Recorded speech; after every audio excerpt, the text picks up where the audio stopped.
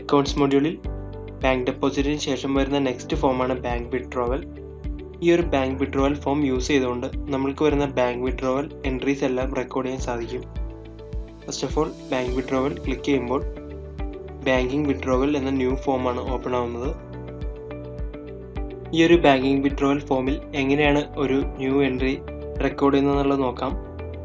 First of all reference number നമുക്കിവിടെ കാണാം. Automatically reference number enable ആവുന്നതാണ്. നെക്സ്റ്റ് വരുന്ന ഇൻസ്ട്രുമെൻറ്റ് ടൈപ്പ് സെലക്ട് ചെയ്യാനുള്ള ഓപ്ഷനാണ്. സെലക്ട് ഓപ്ഷൻ ക്ലിക്ക് ചെയ്ത് കഴിഞ്ഞാൽ നമുക്ക് ഏതാണോ ഇൻസ്ട്രുമെൻറ്റ് നമ്മൾ യൂസ് ചെയ്തത് ആ ഇൻസ്ട്രുമെൻറ്റ് നമുക്കിവിടെ സെലക്ട് ചെയ്ത് കൊടുക്കാം. നെക്സ്റ്റ് വരുന്നത് ഡേറ്റ് ആണ്. നമുക്ക് റെക്കോർഡ് ചെയ്യുന്ന ഡേറ്റ് ഇവിടെ സെലക്ട് ചെയ്യാം. അതുപോലെ തന്നെ നമുക്ക് പാർട്ടി നെയിം എൻ്റർ ചെയ്യാനുള്ളൊരു ഓപ്ഷനാണിത്. നെക്സ്റ്റ് വരുന്നത് നരേഷൻ എൻ്റർ ചെയ്യാനുള്ള ഓപ്ഷനാണ്. ഈ ഒരു പർട്ടിക്കുലർ ബാങ്കിങ് വിഡ്രോവൽ റിലേറ്റഡ് ആയിട്ടുള്ള ഡീറ്റെയിൽസ് എല്ലാം നമുക്ക് ഈ ഒരു നരേഷൻ ഫീൽഡിൽ ആഡ് ചെയ്ത് കൊടുക്കാം. അതിനുശേഷം ഫ്രം ബാങ്ക് അക്കൗണ്ട് നമുക്ക് സെലക്ട് ചെയ്യാം.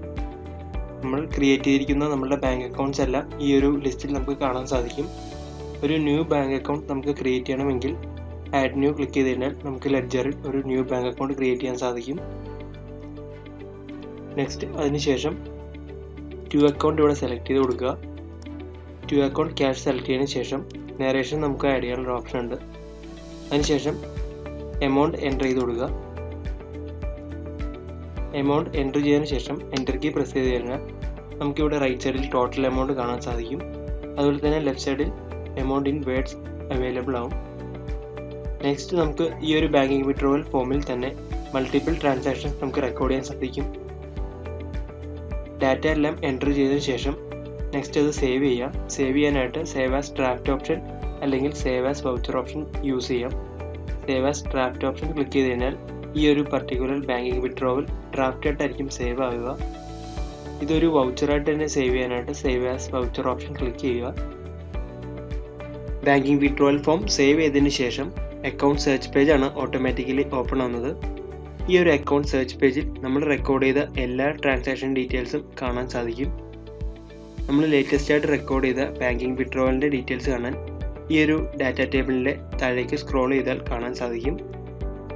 നമ്മൾ റെക്കോർഡ് ചെയ്ത ട്രാൻസാക്ഷൻ ഡേറ്റ്, ട്രാൻസാക്ഷൻ ടൈപ്പ്, അതുപോലെ reference number, debit ledger and credit ledger, അതിൻ്റെ എമൗണ്ട് ഡീറ്റെയിൽസ് എല്ലാം ഈ ഒരു ഡാറ്റ ടേബിളിൽ അവൈലബിൾ ആണ്. ഇൻ കേസ് നമുക്കിപ്പോൾ ബാങ്കിങ് വിഡ്രോവൽ ഫോം വ്യൂ ചെയ്യണമെന്നുണ്ടെങ്കിൽ ഈ ഒരു വ്യൂ ഓപ്ഷൻ ക്ലിക്ക് ചെയ്ത് കഴിഞ്ഞാൽ നമുക്ക് ആ ഒരു ബാങ്കിങ് വിഡ്രോവൽ ഫോം വ്യൂ ചെയ്യാൻ സാധിക്കും. നെക്സ്റ്റ് എന്തെങ്കിലും എഡിറ്റോ കാര്യങ്ങളോ ചേഞ്ച് ചെയ്യണമെന്നുണ്ടെങ്കിൽ നമുക്ക് ഈ ഒരു മോർ ഓപ്ഷൻസിലുള്ള എഡിറ്റ് ഓപ്ഷൻ ക്ലിക്ക് ചെയ്തുകൊണ്ട് നമ്മൾ റെക്കോർഡ് ചെയ്ത ബാങ്കിങ് വിഡ്രോവൽ ഫോം റീഡയറക്റ്റ് ചെയ്യാനും അതിൽ കറക്ഷൻസ് ആഡ് ചെയ്യാനും സാധിക്കും. നെക്സ്റ്റ് ഈ ഒരു എൻട്രിയുടെ ലെഫ്റ്റ് സൈഡിൽ ഒരു പ്ലസ് ഐക്കൺ കാണാം. ഈ ഒരു പ്ലസ് ഐക്കൺ ക്ലിക്ക് ചെയ്ത് കഴിഞ്ഞാൽ നമ്മൾ റെക്കോർഡ് ചെയ്ത ബാങ്കിങ് വിഡ്രോവലിൻ്റെ അക്കൗണ്ടിങ് എൻട്രീസ് കാര്യങ്ങളെല്ലാം എങ്ങനെ വരുന്നതെന്നുള്ളത് കാണാൻ സാധിക്കും. ഈ ഒരു ടാബിൽ ലെഡ്ജർ നെയിം, അതുപോലെ ഡെബിറ്റ് എമൗണ്ട്, ക്രെഡിറ്റ് എമൗണ്ട്, അത്തരത്തിലുള്ള ഡീറ്റെയിൽസ് എല്ലാം ഇൻക്ലൂഡ് ചെയ്തിരിക്കുന്നു. അപ്പോൾ ഇത്രയും ഡീറ്റെയിൽസ് ആണ് ഈ ഒരു ബാങ്കിങ് വിഡ്രോവൽ ഫോമിൽ ഇൻക്ലൂഡ് ചെയ്തിരിക്കുന്നത്. Thank you.